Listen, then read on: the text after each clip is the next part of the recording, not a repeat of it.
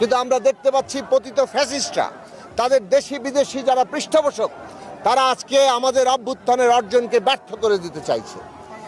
এবং কেবল পতিত ফ্যাসিস্টরাই নয়, কোন রাজনৈতিক মহল আমরা দেখছি নির্বাচন যাতে পিছিয়ে যায় অথবা নানাভাবে ক্ষতিগ্রস্ত হয় তারও চেষ্টা করছে। আমরা পরিষ্কারভাবে মনে করি বিচার, সংস্কার, নির্বাচন এই মুহূর্তে বাংলাদেশের প্রধান জাতীয় স্বার্থ, এবং যারাই সংস্কার এবং নির্বাচনকে আজকে কোনোভাবে ব্যাহত করবে তারা বাংলাদেশের স্বার্থের বিরুদ্ধে, জনগণের স্বার্থের বিরুদ্ধে অবস্থান নেবে, অভ্যুত্থানের আকাঙ্ক্ষার বিরুদ্ধে অবস্থান নেবে। কাজেই আজকে জনগণকে ঐক্যবদ্ধ থাকতে হবে এবং এই সংস্কার এবং নির্বাচনের যে পথরেখা, বিচারের যে পথরেখা, সেইটাকে সফল করতে হবে। আজকে পতিত ফ্যাসিস্টরা গুপ্ত হত্যার মধ্য দিয়ে, গুপ্ত হামলার মধ্য দিয়ে এই পুরো নির্বাচনের পরিবেশকে বানচাল করতে চাইছে। যেভাবে ওসমান হাদিকে প্রকাশ্য দিবালোকে গুলি করে দেওয়া হলো পরিকল্পিতভাবে, আজকে আমাদের রাষ্ট্র, তার যে সমস্ত আইন শৃঙ্খলা বাহিনী, গোয়েন্দা সংস্থা, তাদের ব্যর্থতা স্পষ্ট হয়েছে।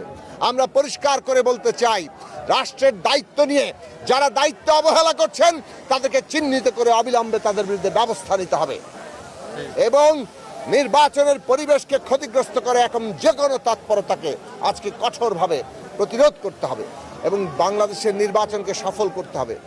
সে কারণে আমরা বলি যে এই যে আমাদের বিচার, সংস্কার, নির্বাচনের যে গণতান্ত্রিক উত্তরণের যে পথ, এখানে আমাদের ন্যূনতম জাতীয় ঐক্যমত্য দরকার। অভ্যুত্থানের শক্তিসমূহের ন্যূনতম জাতীয় ঐক্যমত্য, প্রতিযোগিতা থাকবে কিন্তু ন্যূনতম জাতীয় ঐক্যমত্য থাকলে আমরা গণতান্ত্রিক উত্তরণ যথার্থভাবে করতে পারবো। আর না হলে এই বিরোধের ফাঁক ধরেই এই অভ্যুত্থানের অর্জনকে ব্যর্থ করা হবে। কাজেই বিচার এবং সংস্কার এবং নির্বাচনের যে পথরেখা, এটাকে সফল করার জন্য জনগণের ঐক্য যদি তৈরি হয়, কোনো শক্তি, কোনো ষড়যন্ত্রকারী এটাকে ব্যর্থ করতে পারবে না। সেই লক্ষ্যে আমরা জনগণকে ঐক্যবদ্ধ হওয়ার আহ্বান জানাই এবং আমরা আশা করি মানুষ ঐক্যবদ্ধভাবেই আগামী নির্বাচন সফল করবে।